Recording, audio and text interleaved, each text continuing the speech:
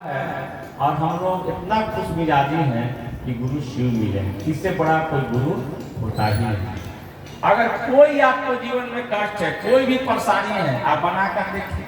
ऐसे ही लोग पगलाए नहीं है।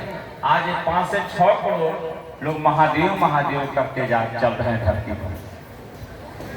और साहब तो भाई पूजनीय है, पूजनीय रहेंगे। कहे कि वह नहीं होते तो हम इस परिसर में नहीं बैठते, आपसे जान पहचान नहीं होती। हम तो कहीं जाते हैं ना तो कोई खिलाता है तो हम मन ही मन गीत गाते हैं, ई तो दया है लगता ये हमरा का कष्ट। साहब के चलते हम लोग बैठे हैं, साहब के चलते हम लोग कहीं जाते हैं। मैं निवेदन करूंगा कि संकल्प दिवस के रूप में आप इसको मनाएं कि अधिक से अधिक महादेव के काम में समय लगाएंगे। अपना काम भी करेंगे लेकिन अधिक से अधिक महादेव के काम में समय लगाएंगे।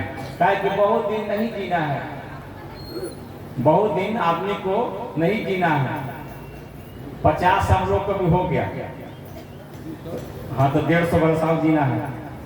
तो सही बता रहे हैं कि मैंने आप 150 से ज्यादा पार नहीं हो सकता। 100 से नीचे भी आदमी चल जा रहा है, कोई तो चल जा रहा है 60 के एज में। तो जितना दिन शरीर में रहिए, जिसे शरीर का वर्णन कीजिएगा, एगो शरीर होता है ना खटिया पर रहता है, एगो शरीर कहाँ रहता है, घूमता है। अच्छा कौन है जो घूमता है? वही बात बोल रहे हैं कि महादेव महादेव करिएगा तो घूमते चले जाइएगा। हाँ, और महादेव महादेव ना कीजिएगा तो खटिया पर गिरिएगा। तो आदमी कहता है भोगी है, कहता है कि नहीं कहता है? यानी साहब बोले से किए, क्या बोले थे वो? रहेंगे होटल में, हम मरेंगे। सही घटना हुआ कि नहीं? और एक दिन की बीमारी में साहब बोलते चले गए।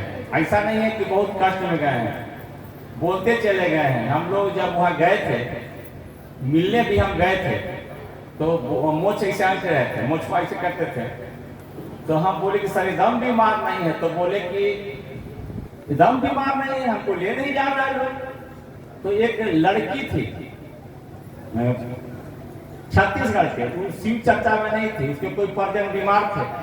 तो नीचे आके बोली कि आप लोग के बाबा जो है ना एकदम फर्स्ट क्लास के खुश हैं, हॉस्पिटलों में है तो मस्त। इसीलिए गुरु जीवन जीने की कला सिखलाता है। कम पैसा रहेगा, मस्त रहिएगा।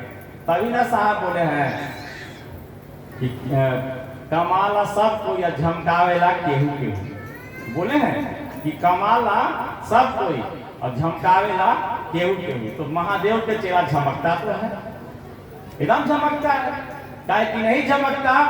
तू महादेव का चेहरा है, आम गुरु का चेहरा नहीं है, शिव का शिष्य है।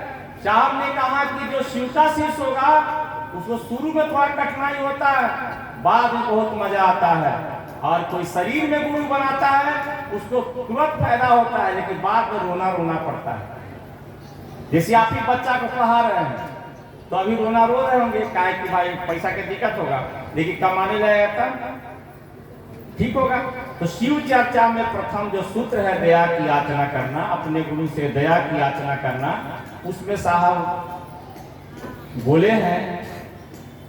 अभी किताब हम लोग पढ़ रहे थे, एक गुरु भाई आ रहे थे, बता भी रहे थे, आप भी सुने होंगे कि तोता जो है ना वो भी मम्मी मम्मी कह रहा है।